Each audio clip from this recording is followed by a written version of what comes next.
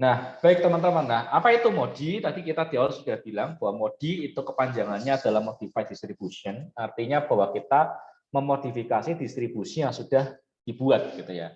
Nah, MODI ini sebenarnya adalah pengembangan dari metode Northwest Corner Rule.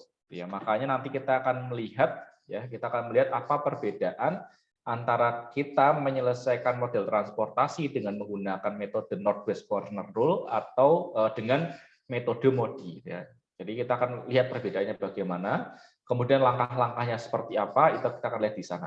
Ya, sehingga itu. Jadi MODI itu sebenarnya adalah koreksi gitu ya, atau bahasanya adalah penyempurnaan dari metode Northwest Corner Rule. Gitu ya.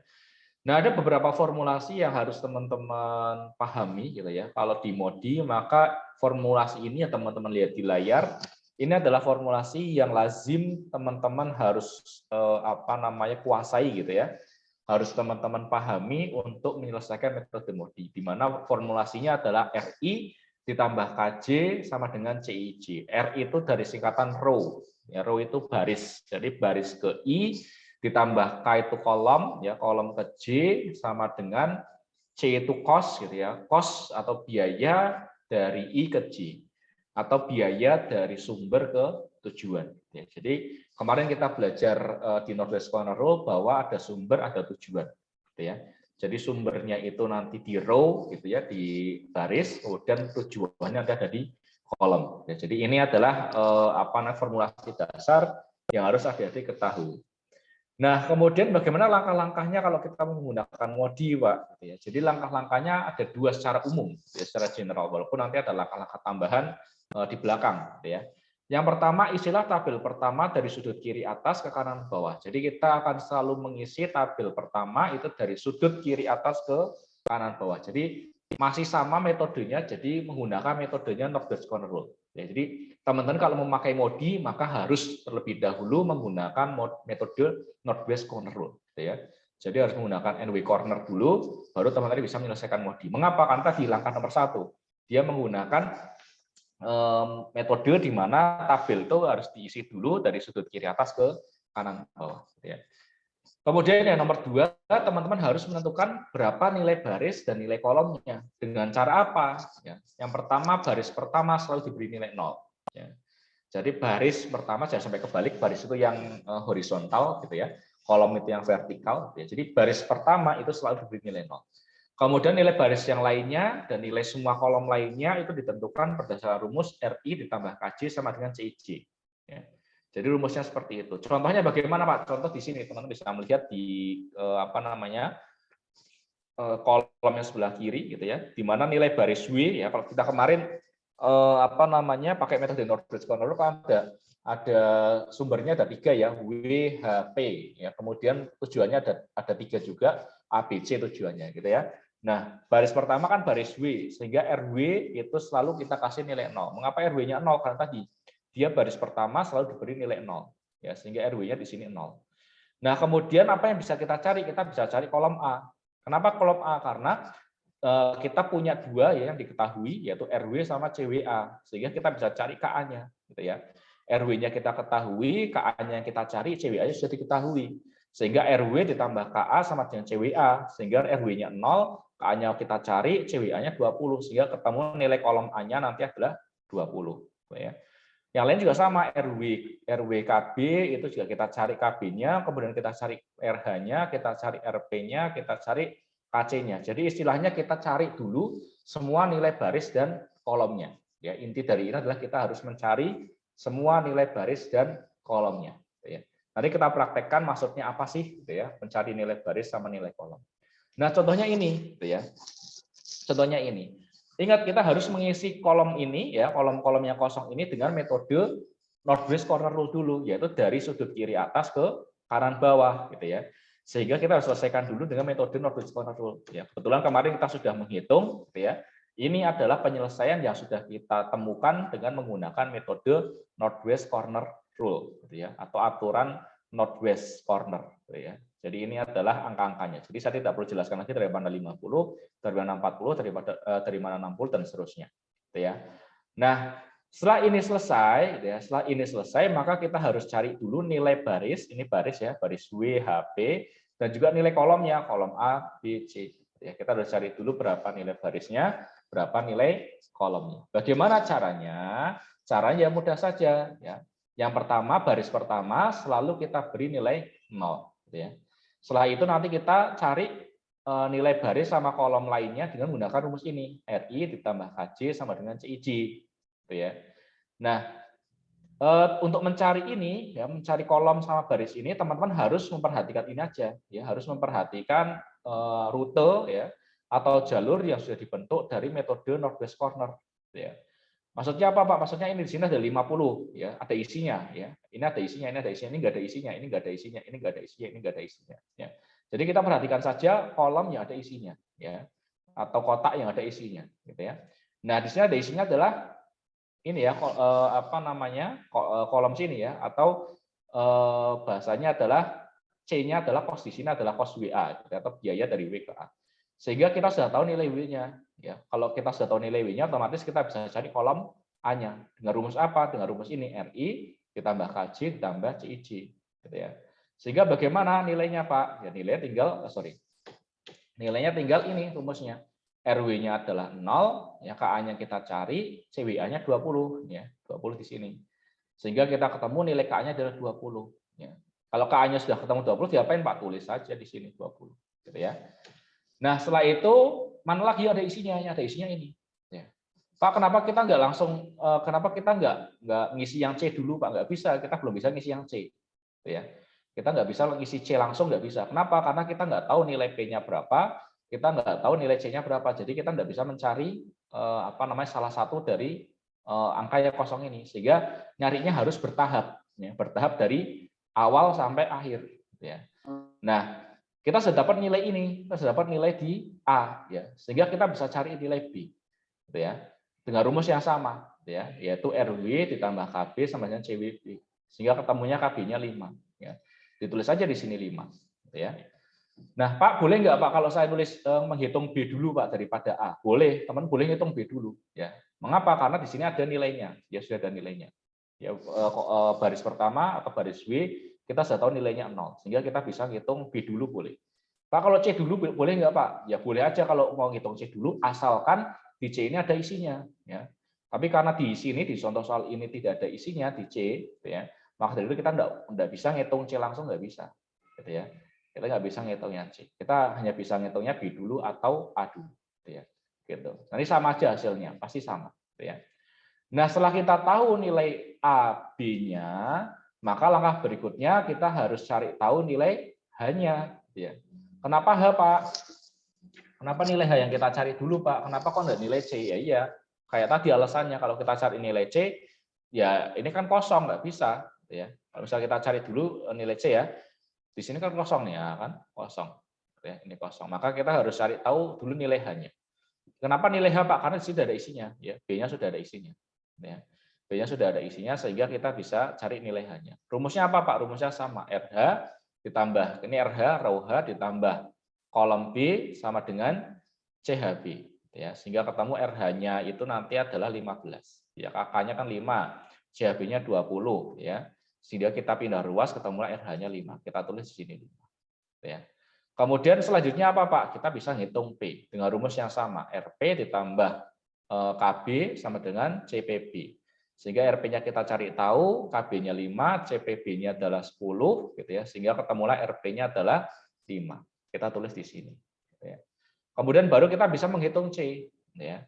C rumusnya sama, RP ditambah KC sama dengan CPC. Ya. Sehingga ketemulah 5 ditambah KC, kita mau cari tahu, sama dengan 19. Ketemulah C-nya adalah 14. Gitu ya. Nah, sebenarnya cara mudahnya teman-teman tinggal ngikutin alur ini aja, gitu ya. Urut ini aja, berarti sini dulu, baru ini, baru ini, baru ini, baru ini. Pasti nanti ketemunya seperti ini, ya. Sama, jadi nggak usah bingung-bingung mana dulu yang harus ditentukan, ikutin aja alur yang sudah kita peroleh dari menggunakan metode Northwest Corner Rule, gitu ya. Nah, inilah misi kita pertama ini, gitu ya, mencari nilai baris sama nilai kolomnya.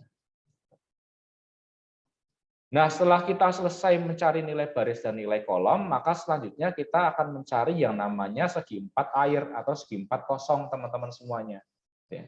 Segi empat kosong itu yang mana sih, Pak? Segi empat kosong itu yang ini. Ya. Segi empat yang tidak ada isinya itu segi empat kosong maksudnya. Ya. Ini segi nggak ada isinya ya, nggak ada apa namanya lingkarannya, berarti ini kosong. Ini kosong, ini kosong, ini kosong. Nah, itu adalah segi empat kosong yang dimaksud di dalam slide ini, ya, slide yang ini. Ya. Nah, kita harus melihat indeks perbaikan yang didapatkan dari nilai segi 40, gitu ya. Indeks perbaikan rumusnya apa, Pak? Rumusnya ini CIJ dikurangi RI dikurangi KJ, gitu ya. Jadi biaya dari I ke J dikurangi rho I ke J, nilai rho I gitu ya, atau baris I dikurangi kolom J, gitu ya. Ini sama dengan indeks perbaikan. Ingat yang dihitung di sini di dalam indeks perbaikan ini nanti hanya segi empat airnya saja, ya. Kayak segi empat airnya saja atau hanya segi empat yang kosong saja yang ditulis di sini, ya. Sebenarnya ini nanti mirip apa namanya seperti simplex, teman-teman kemarin memahami simplex, ya. Kita kemarin mencari ada kolom masuk sama baris keluar, ya, kolom masuk sama baris keluar. Nah, sebenarnya dalam rangka itu kita mau mencari kolom masuknya yang mana sih, ya. Kolom masuknya yang mana sih? Nah, makanya kita harus cari indeks perbaikan. Di sana ada HA, ada PA, ada WC, sama HC. Tadi ya yang kosong ya. Segi empatnya ada segi empat HA, PA, WC, sama HC. Ya sudah, kita masukkan ke rumus saja, gitu ya. 15 kurangi 15 kurangi 20 ketemulah min 20. Ini ketemu 20. Ini ketemu 0, ini ketemu min 6, ini ketemu 19. Gitu ya.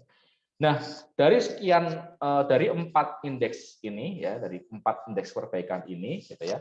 Nanti yang kita pilih adalah yang nilainya adalah negatif terbesar ya. Ya, nilai yang kita pilih sebagai variabel masuk nantinya gitu ya. Itu adalah yang nilainya negatif terbesar. Ya, otomatis yang kita pilih nanti adalah yang HA. Yang kita pilih adalah yang HA. Kenapa nilai negatif terbesar? Karena nilai yang ini, kolom ini adalah kolom yang tidak mungkin dilewati, ya, tidak mungkin dilewati. Sehingga kita harus selesaikan itu dulu, kolom itu dulu, sehingga nanti kita menemukan hasil optimasi yang tepat atau hasil optimasi yang terbaik, gitu ya. Gitu. Jadi ini adalah indeks perbaikannya ketemulah min 20. Berarti kita yang kita pakai sebagai variabel masuk atau kolom masuknya nanti ada HA, ya, adalah segi 4 yang HA, gitu ya. Gitu. Nah, kemudian diapakan Pak? Kalau kita sudah mendapatkan segi 4 yang kita pilih, gitu ya, segi 4 kos yang kita pilih ya, ini HA kita sampai di sini, maka kita akan memberikan tanda positif. Ingat ya, selalu kita kasih tanda positif pada segi 4 yang terpilih, ya, yang tadi memiliki indeks perbaikan negatif terbesar. Ya, jadi kita selalu meletakkan tanda positif di sana. Gitu.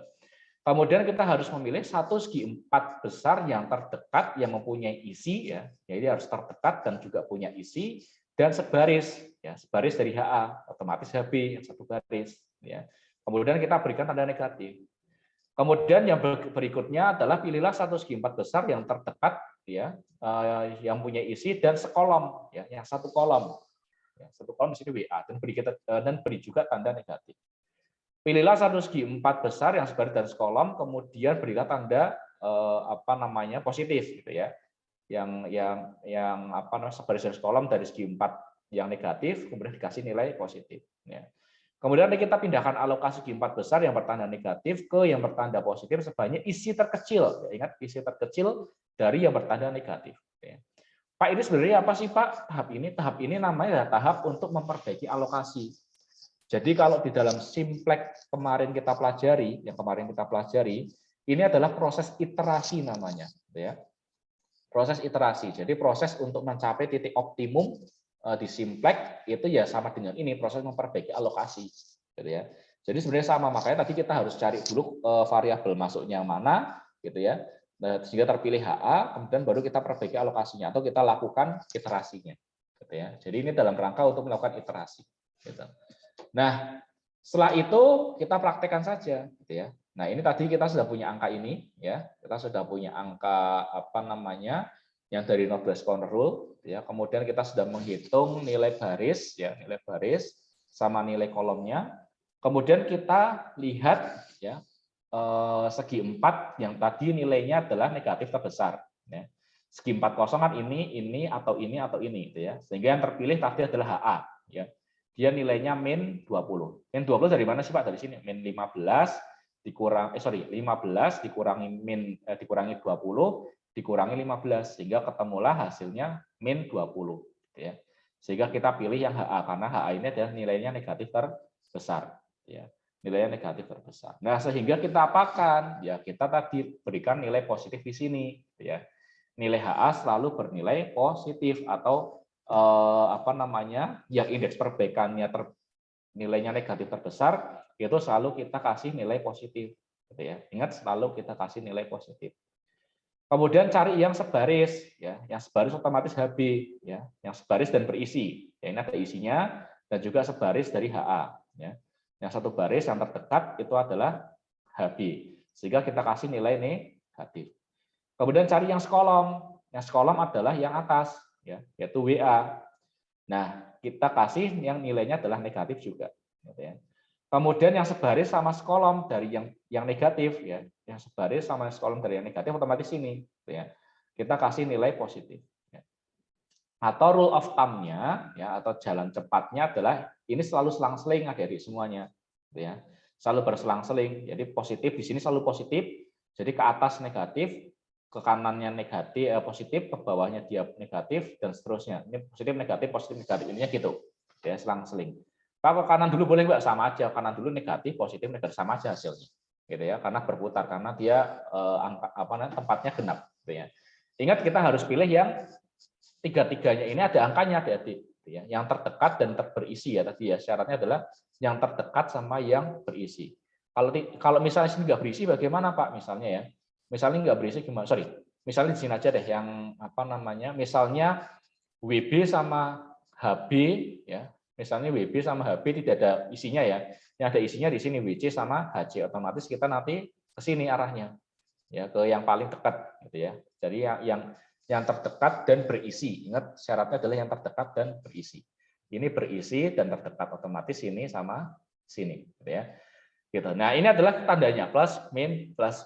Ya. Dan juga adik-adik nggak bisa kalau di sini kosong nggak bisa dilakukan iterasi gitu ya. Jadi syaratnya tiganya harus berisi, satunya kosong. Jadi yang kosong hanya satu. Kalau yang kosong ada dua nggak bisa. Gitu ya. Nah, kalau yang kosong dua gimana ya? Cari kolom atau baris lainnya yang terdekat gitu ya dan berisi gitu ya. Sehingga nanti yang kosong hanya satu. Ini saya tunjukkan di slide saya terakhir itu ada contohnya. Yang saya maksud apa? Gitu ya.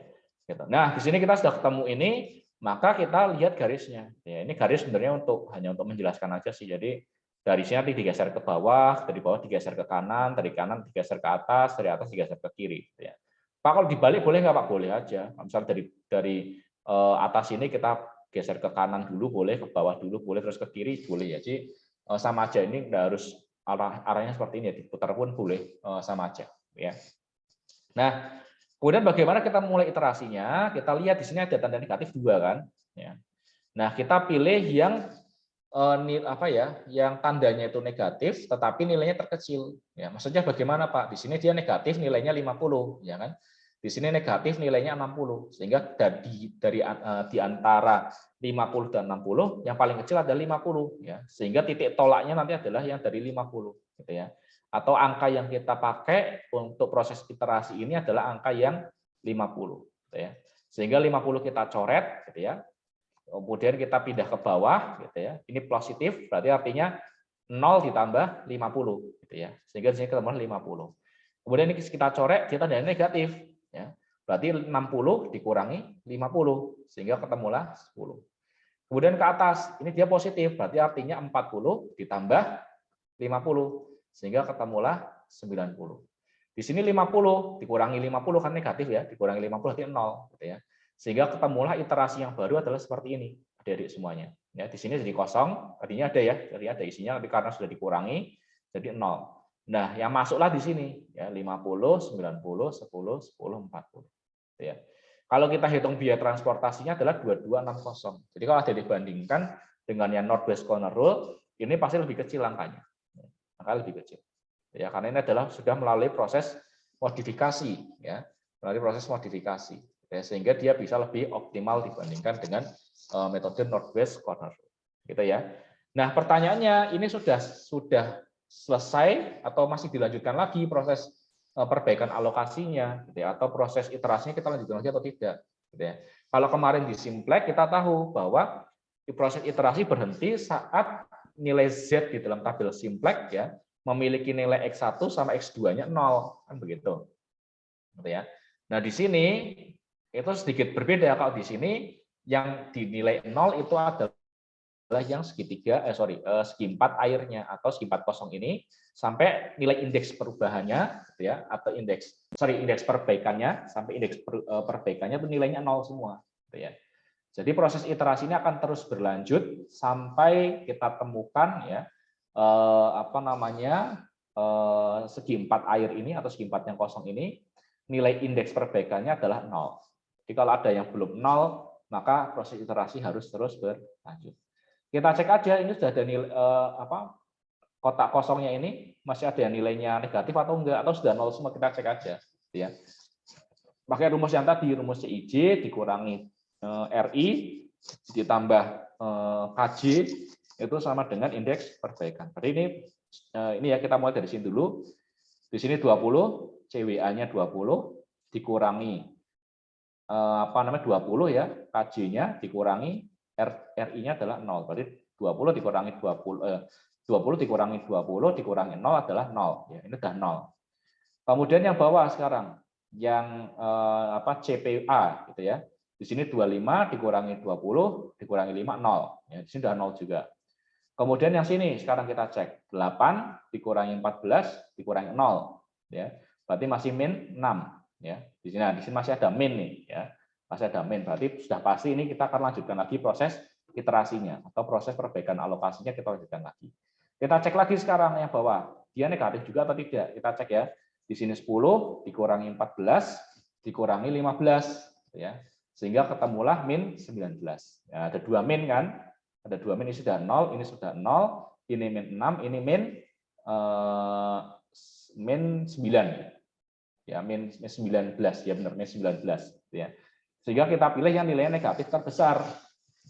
Kita pilih nilai negatif terbesar. Sehingga titik tolak perubahannya itu adalah di kolom sini ya. Di kotak ini atau kotak HC ya, kotak HC gitu ya. Nah, kemudian kita lakukan perubahan lagi gitu ya. Kita lakukan perubahan lagi. Nah, tadi kita sudah belajar bahwa di kotak yang kosong yang terpilih itu selalu kita kasih nilai positif gitu ya. Kemudian cari yang sebaris sama yang sekolom ya, yang berisi. Ya, ini berisi. Dan kita kasih nilai negatif gitu ya. Yang diapit oleh keduanya adalah positif. Yang diapit dari negatif sama negatif, berarti di sini itu adalah kita kasih tanda positif atau selang-seling ya, positif negatif gitu ya. Ini sudah ada 3 berisi, yang 1 kosong, jadi pas ya, sudah memenuhi syarat untuk melakukan proses perbaikan gitu ya. Kemudian di sini ada 2 negatif ya, kita pilih yang nilainya terkecil berarti 10 ya.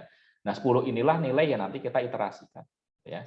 Nah, kita coret 10-nya, kita geser ke bawah ya, tandanya plus, berarti ini jadilah 20 ya. Kemudian di sini negatif ya. Kemudian kita coret lagi di sini jadilah 30 ya. 40 dikurangi 10 tadi. Kemudian di sini positif ya, ditambah 10 berarti jadilah 10. Kemudian di sini sudah 0 berarti ya, karena 10 dikurangi 10 jadilah 0. Nah, kemudian jadilah ini sekarang bentuknya berubah lagi ya kan. Jadi di sini 50-nya di sini, ini 90, ini 10, 30, 20 ya kan. Berubah lagi nih bentuknya. Sehingga kalau kita hitung biaya transportasinya ketemulah 2070 gitu ya. Lebih efisien dibandingkan sama yang tadi 2200 berapa ya, saya lupa. Sekarang ketemulah 2070 ya, lebih rendah biayanya, lebih murah biayanya gitu ya. Kalau kita menggunakan yang ini ya, jadi masih lebih murah. Nah, kemudian kita cek lagi ini sudah paling optimal atau belum. Kita cek pakai menggunakan rumus tadi yang CIJ dikurangi RI dikurangi KJ ya, atau kita cari indeks perbaikannya. Nah, kita mulai dari sini yang kosong. Yang kosong kan ini, yang kosong adalah di sini WA, PA, kemudian HB sama WC. Ya, kita cek. Di sini 20 dikurangi 20 dikurangi 0, 0. Di sini 25 dikurangi 20 dikurangi 5, 0. Di sini 20 dikurangi 5 dikurangi 15, 0. Yang sini 8 dikurangi 14 dikurangi 0 ketemulah min 6. Ya. Jadi masih satu yang negatif, yaitu di WC. Ya. Sehingga ini yang kita pilih sebagai titik tolak perubahannya. Ya. Nah, kita mulai lagi, kita kasih tanda nilai plus di sini. Ya. Kenapa kok kita kasih tanda plus tadi? Karena dia adalah segi 40 yang kita terpilih. Gitu ya. Dia nilainya negatif terbesar. Ya. Kemudian kita selang-seling. Ya. Di sini min, kemudian di sininya plus. Pak, kenapa kok min-nya nggak di sini? Kenapa harus di 30, Pak? Kenapa nggak di 10? Ya. Kenapa kok nggak di 10? Kenapa harus di 30? Karena kalau kita kasih min yang di 10, di sininya kosong. Gitu ya. Nggak boleh ada 2 kosong di dalam satu proses iterasi, tidak boleh. Ya. Sehingga supaya ini bisa kita iterasikan, kita cari yang paling dekat. Ya. Ini kan ke sini nggak mungkin, ya, karena ini juga kosong. Ya, kalau di row-nya ke sini nggak mungkin karena di sini kosong. Berarti yang paling mungkin ke bawah sini. Ya. Sehingga bukan 10 yang kita ambil, tapi yang 30. Gitu ya. Gitu. Jadi kalau yang 30, maka otomatis yang terdekat lagi adalah sini yang diapit, ya, yaitu 20. Nah, sehingga ini kita bisa iterasikan karena ada 3 yang berisi 1, yang 90, 20, sama 30. Ya. Jadi ingat, tidak boleh dalam satu proses iterasi ada 2 kotak yang kosong. Harus ada 1 saja kotak yang kosong, yaitu kotak yang terpilih tadi, yang memiliki indeks perbaikan terbesar. Gitu ya. Kemudian kita lakukan proses iterasi. Ya. Bagaimana caranya Kak tadi? Di sini ada 2 negatif, di 90 sama 30. Kita pilih yang nilainya paling kecil, yaitu yang 30. Ya. Sehingga kita coret 30 di sini, kita geser ke atas, ya, jadi 30, karena plus ya, berarti 0 ditambah 30 jadi 30, di sini negatif, 90 dikurangi 30, jadilah 60. Ya. Kemudian di sini positif, 20 ditambah 30, jadilah 50. Ya. Jadi 50. Nah, kemudian jadilah biaya transportasinya adalah 1.890, ya. Di 50 dikali 15, kemudian 60 dikali 5, 50 dikali 10, 30 dikali 8, kemudian 10 dikali 10, gitu ya. Jadilah nanti nilainya adalah 1.890. Lebih murah lagi, ya. Ternyata lebih murah lagi dibandingkan sama yang tadi. Ya jelas karena tadi kalau yang tabel sebelumnya di slide sebelumnya dia belum optimal gitu ya. Jadi masih bisa kita optimalkan lagi. Nah, ketemulah ini sekarang yang sudah kita iterasi lagi, ketemulah biaya transportasi adalah 1.890 ya. Nah, jadi bentuknya seperti ini teman-teman semuanya ya. Nah, ini kita lanjutkan lagi atau tidak ya? Kita cek lagi yang kosong ya. Yang kosong sudah masih ada yang negatif atau enggak nilainya atau sudah 0 semua gitu ya. Kita cek di sini 20 dikurangi 20 kurangi 0, 0. 25 dikurangi 20 dikurangi 5, 0. Di sini 20 dikurangi 5 dikurangi 15, 0. Di sini 19 dikurangi 14 dikurangi 5, 0 juga. Oh, ternyata sudah 0 semua gitu ya. Indeks perbaikan sudah 0 semua gitu ya. Artinya apa? Artinya ini sudah optimal gitu ya. Sehingga ini sudah mentok gitu ya. Sudah mentok. Jadi ini adalah biaya yang adalah biaya yang paling optimal gitu ya, yang bisa kita hasilkan dengan metode MODI atau modified distribution. Ya, jadi ini sudah mentok, komposisinya seperti ini. Artinya apa? Artinya bahwa pabrik WHP ya bisa memenuhi gudang A, B, C dengan melakukan distribusi ini, gitu ya.